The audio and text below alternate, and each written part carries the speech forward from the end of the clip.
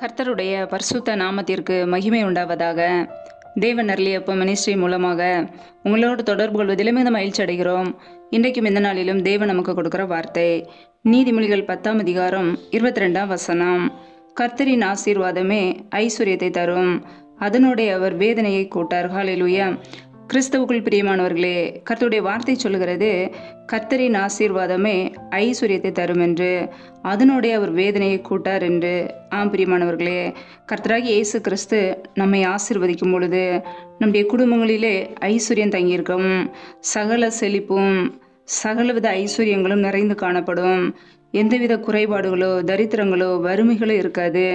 கர்த்தர் நம்முடைய குடும்பத்தை ஆசீர்வதிக்க வேண்டுமென்றால் அதற்கு தகுதியுள்ள பாத்திரமாக, உண்மை உள்ளவர்களாக, தீமையான காரியங்களிலிருந்து விலகி நன்மை செய்கிறவர்களாக நாம் இருக்க வேண்டும்.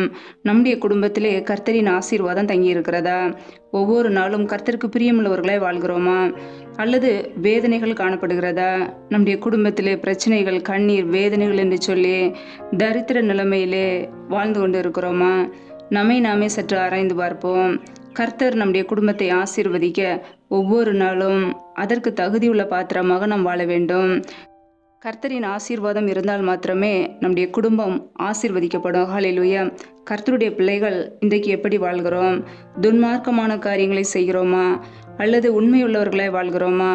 வேதத்தில் நான் பார்க்கிறோம், நீதிமொழிகள் 28ஆம் அதிகாரம் 20ஆம் வசனத்திலே உண்மையுள்ள மனுஷன் பரிபூர்ண ஆசீர்வாதங்களை பெறுவான், ஐஸ்வர்யவானாகிறதற்கு தீவிரிக்கிறவனோ ஆக்கணைக்கு தப்பான் என்று வசனம் சொல்கிறது. பிரியமானவர்களே, நம்முடைய வாழ்க்கையிலே உண்மையுள்ள மனிதர்களை நாம் வாழ்கிறோமா? தேவன் பொய் பேச்சை வெறுக்கிறார், உண்மையாய் வாழ்கிற ஜனங்களே அவர் ஆசீர்வதிக்கிறார்.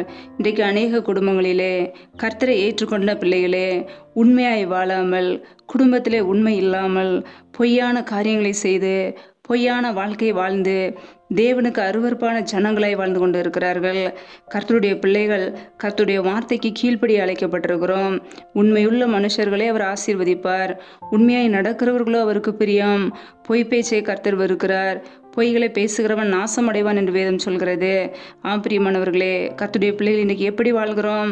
நமக்குள்ளே உண்மை காணப்படுகிறதா? உத்தமமாய் வாழ்கிறோமா? அல்லது தேவனுக்கு பிரியமில்லாத பொய்யான சுபாவம் நமக்குள் காணப்படுகிறதா? ஒருவேளை பொய் பேசுவோம் என்றால் அவைகளை விட்டு விட்டு மனம் திரும்புவோம். பாவங்களை மறைக்கிறவன் வாழ்வடைய மாட்டான், அவைகளை அறிக்கை செய்து விட்டுவிடுகிறவனோ இரக்கம் பெறுவான் என்று வேதம் சொல்கிறது.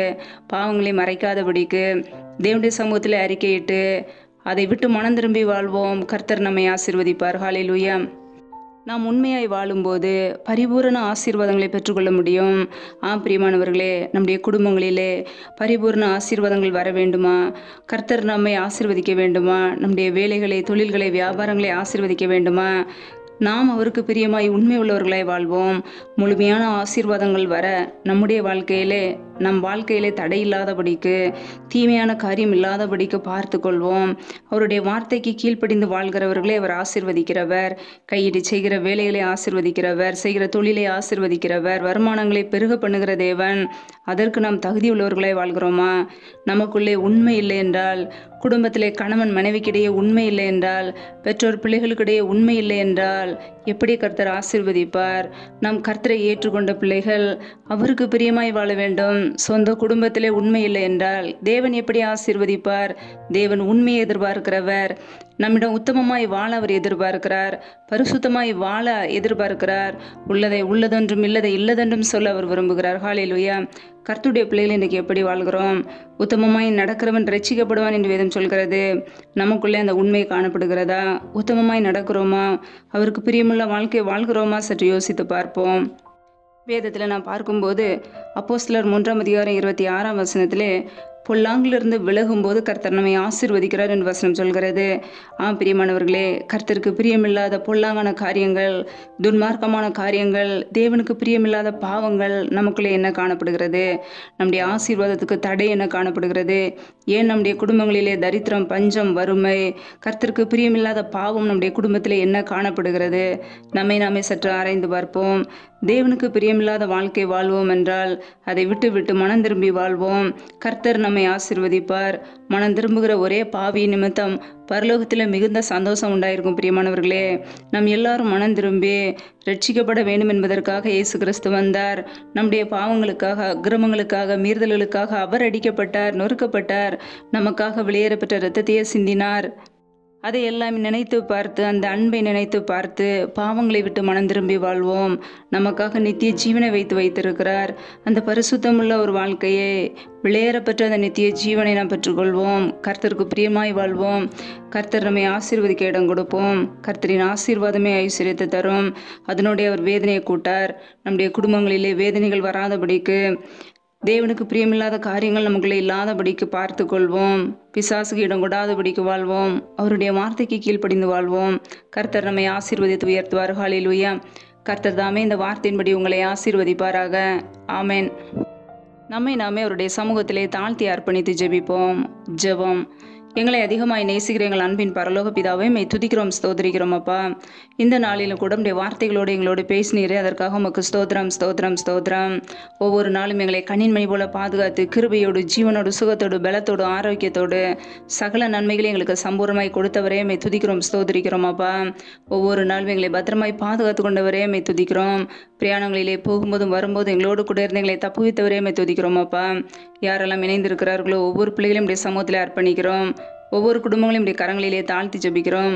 ஒவ்வொரு குடும்பத்தையும் ஆசீர்வதிப்பீராக, பேர் பேராய் ஆசீர்வதிப்பீராக. பிள்ளைகள் செய்கின்ற வேலைகள், தொழில்கள், வியாபாரங்கள் எல்லாவற்றையும் ஆசீர்வதிங்கப்பா. கையின் பிரயாசங்களை வர்த்திக்க பண்ணுங்க. கையின் பிரயாசங்கள் தேவையில்ல செலவுக்கோ, வீண் செலவுக்கோ, மருத்துவ செலவுக்கோ, வட்டிக்குன்னு சொல்லி போகாதபடிக்கு என் தேவன் ஆசீர்வாதத்தை உயர்த்துவீராக. நம்முடைய கரங்களிலே அர்ப்பணிக்கிறோம். எந்தெந்த குடும்பங்களிலெல்லாம் கற்பத்தின் கனிக்காக பல மாதங்களாக கண்ணீரோடு பாரத்தோடு ஜெபிக்கிறார்களோ என் தேவன் மனமறிங்க ஆசீர்வதிங்கப்பா. கற்பத்தின் கண்ணில் இருக்கிற தடைகளை முற்றிலுமாக நீக்கி போடுவீராக. இயேசு கிறிஸ்துவின் வல்லமில்ல நாமத்தினாலே தடைகள் முற்றிலுமாக நீக்கப்பட்டு போவதாக. ரீமா கமர சகல தினிமர ஹரதரபலா, ரியாக்க பூர செகிலே தினிமர ஹரதரபலா. என் நாமத்தினாலே எதை கேட்டாலும் அதை நான் செய்வேன் என்று வாக்குத்தத்தம் செய்தவர், வாக்கு மாறாதவர். எங்களுடைய வாழ்க்கையிலே நாங்கள் என்னென்ன காரியங்களுக்காக ஜெபிக்கிறோமோ எல்லாத்தையும் செய்து கொடுங்கப்பா. உடைய கரங்களிலே அர்ப்பணிக்கிறோம். எந்தெந்த குடும்பங்களிலெல்லாம் வேலைக்காக ஜெபிக்கிறார்களோ என் தேவன் தாமே அந்த குடும்பத்தை ஆசீர்வதிப்பீராக. வேலை காரியங்களில் இருக்கிற தடைகளை நீக்கி ஆசீர்வதிங்கப்பா. இயேசு கிறிஸ்துவின் வல்லமில்ல நாமத்தினாலே தடைகள் முற்றிலுமாக நீக்கப்பட்டு போவதாக. ரீமா ராபா ரூபா ராபா ரதர ஷகல தினிமர ஹரதரபலா, ராகா ரூகா பதர ஷகல கதினிமர ஹரதரபலா. தடைகள் விலகுவதாக இயேசுவின் நாமத்தினாலே இப்படி கரங்களிலே தாழ்த்துகிறோம், அர்ப்பணிக்கிறோம்.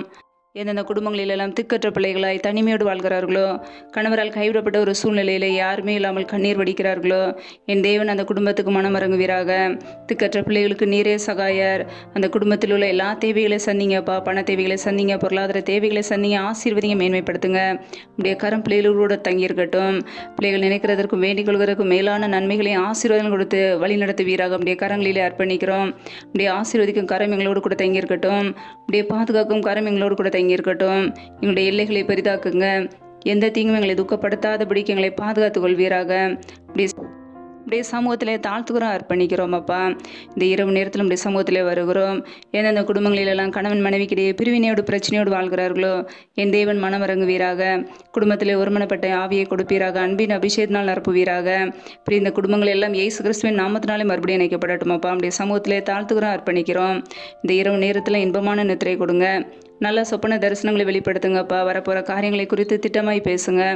அதிகாலையிலே எழுந்து நம்முடைய சமூகத்திலே காத்திருக்க புது கருவியில் பெற்றுக்கொள்ள எங்களை அர்ப்பணிக்கிறோம். எங்களை ஆசீர்வதிப்பீராக. கர்த்தரின் ஆசீர்வாதமே ஐஸ்வர்யத்தை தரும் என்ற வசனத்தோடு எங்களோடு பேசினீங்க, அதற்காக ஸ்தோத்திரம்.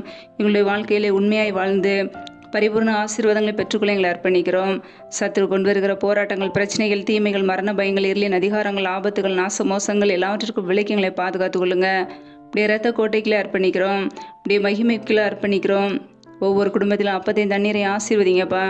வியாதியை உன்னிலிருந்து விலக்குவேன் வார்த்தையின் பிரகாரம் யாரெல்லாம் சரீரத்தில் பலவீனத்தோடு, சோர்வோடு, வியாதியோடு இருக்கிறார்களோ என் தேவன் அவர்களை சுகமாக்குவீராக.